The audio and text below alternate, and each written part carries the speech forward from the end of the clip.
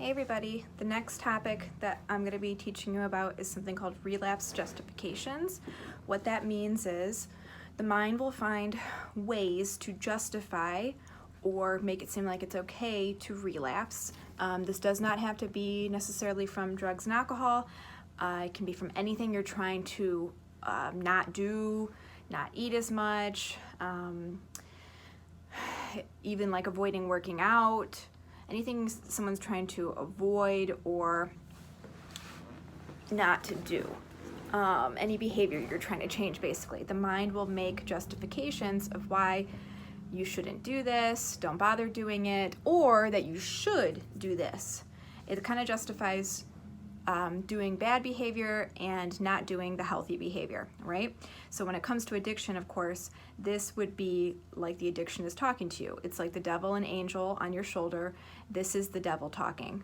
You know, this is that voice that is trying to get someone to use drugs, basically, right?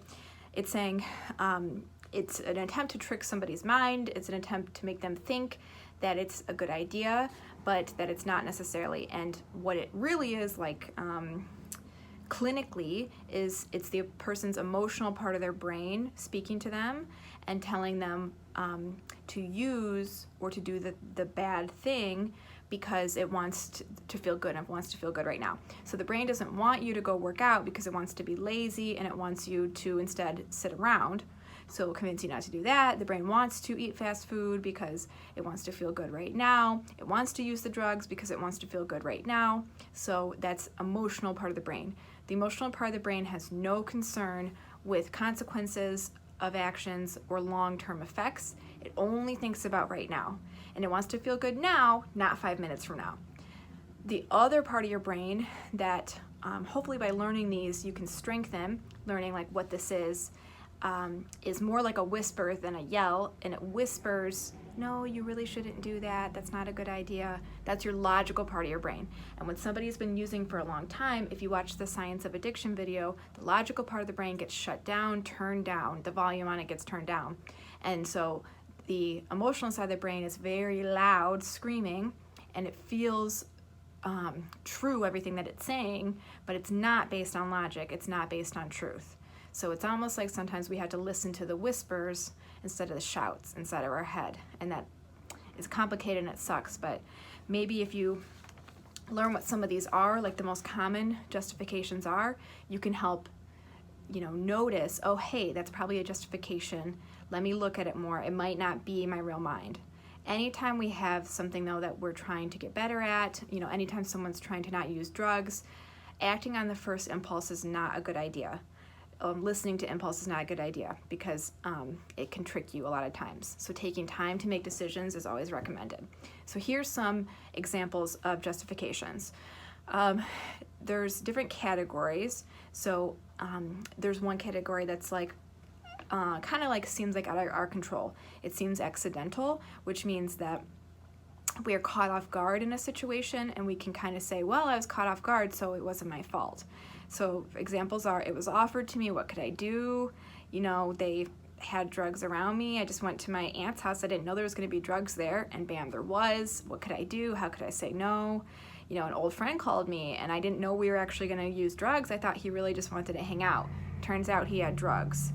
I was cleaning my house and I found some drugs, or I found some alcohol, friends came over and they ended up bringing drugs with them.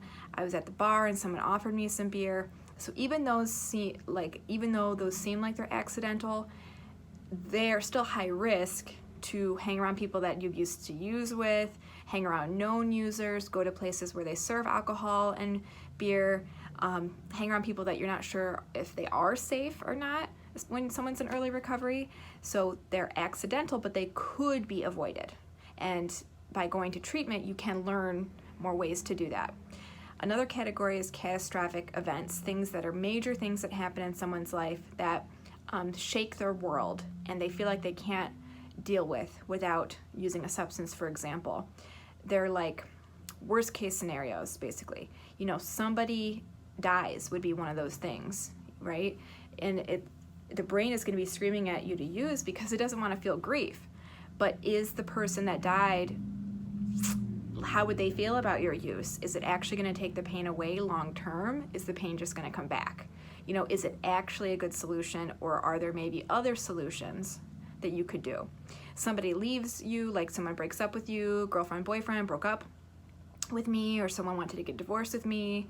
There's no reason to try getting healthier now because they broke up with me. There still is a reason to try and get healthier for yourself, for kids maybe. And there still is other ways to cope with the breakup other than using. I got injured, I might as well use. I lost my job, what's the point? I'm already homeless, what's the point? It's very easy when we're feeling down like that to say, what's the point? But then we keep being down for years and years and months, and we don't ever pick ourselves back up, okay? Other things are like specific purposes. This is where, if you used for a specific reason, if using helped you lose weight, if using helped you stay focused, if using gave you more energy, made you feel more relaxed, know what those are. Those are the needs that using filled. And then it's recommended that you find other ways to meet those needs in healthier ways. So what this is saying is, when I want to meet those needs, the brain says, oh crap, I need to lose weight again. I might as well use some meth. I don't have any energy, might as well use. I can't sleep, I might as well use. I can't even enjoy hanging out with my friends unless I use. I'm not social unless I use. I'm too bored unless I use. And there's other ways to meet those needs than to use drugs and alcohol. And usually drugs and alcohol are the reason some of those problems are out of control in someone's life anyways. So they usually don't make them better. The next is for emotions. People use for emotions. Obviously, it's a major draw to using, but like, I'm depressed, and maybe even someone says, I gave sobriety a try, I was sober for 1 month and I wasn't happier, so what's the point? Watch my video on science of addiction. Your dopamine's not going to come back immediately. You're still going to be depressed after a month, possibly. And then another thing is, I'm going to do a video on the difference between abstinence and sobriety. That's why I did the air quotes, because some people think they're sober and really they're just doing the bare minimum. They're just not using drugs and alcohol. They're not actually changing their life. So I'll teach you the difference about that too. I couldn't control myself. I was so mad, I'm scared, I'm anxious. Also, there's one that's like, people think that I used, so I feel like ashamed or hopeless, and I might as well use if they already think I'm using. That doesn't help. You just prove their point right. They just won in that situation. You didn't win anything. It's really crappy, of course, that people suspect others of using, but at the same time, if you've been using for years, they're gonna suspect that. It's only natural for them to suspect that, and you have to give them some leeway with that.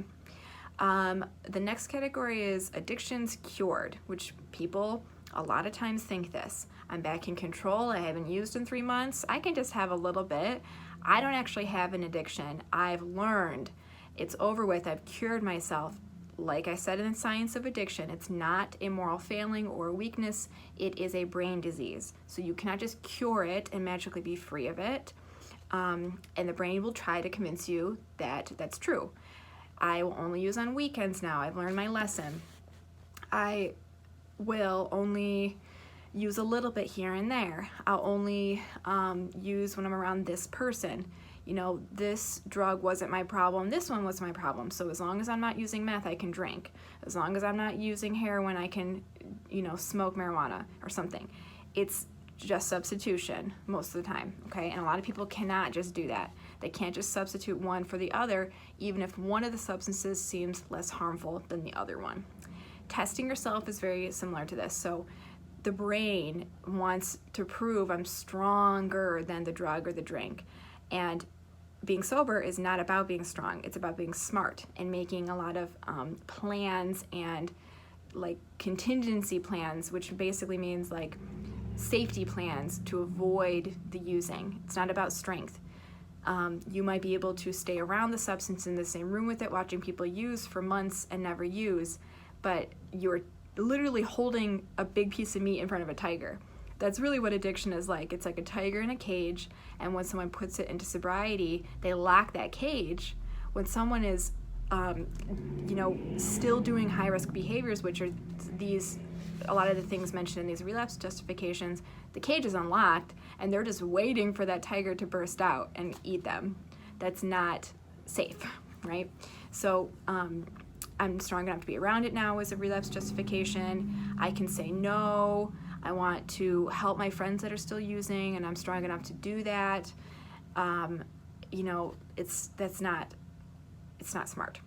Celebrating, of course, is a category, which is, it's my birthday, it's my anniversary, my child's wedding, any parties or celebrations or holidays, all of it. Like, it's a very, very common thing for alcohol to be involved in most American holidays and celebrations. July 4th is tomorrow, and that's a very risky time of the year because there's so many celebrations for that. So the brain will go, everyone else is drinking, I can drink too. If they can drink, then I can drink. Why not? It feels unfair. It definitely does, and it might be unfair. But if you've seen people drinking and being drunk when you're not drunk, they can be pretty ridiculous, and focus on that instead of the jealousy that you might feel, right? But the brain will say, I've been doing so well. I should celebrate how well I'm doing. I'm making so much progress. I should celebrate with it, right? It's not worth it, basically. It's really, really just not worth it. So think about what these are. Watch for them, right? Watch for these, they're basically red flags, especially if you're having them frequently, if you're having them daily, they're red flags. And I'm going to teach you about triggers in another video about how these thoughts, if they're left unchecked, will lead to cravings, and then they will lead to using, okay? And that's a dangerous, slippery slope. And come to therapy, because we specifically work with you to challenge these things, and we can even have like a role play where I'm helping you fight these things so you can fight them better in your head later. And it's all possible to do it. It just takes practice like any other skill. Okay? Good luck.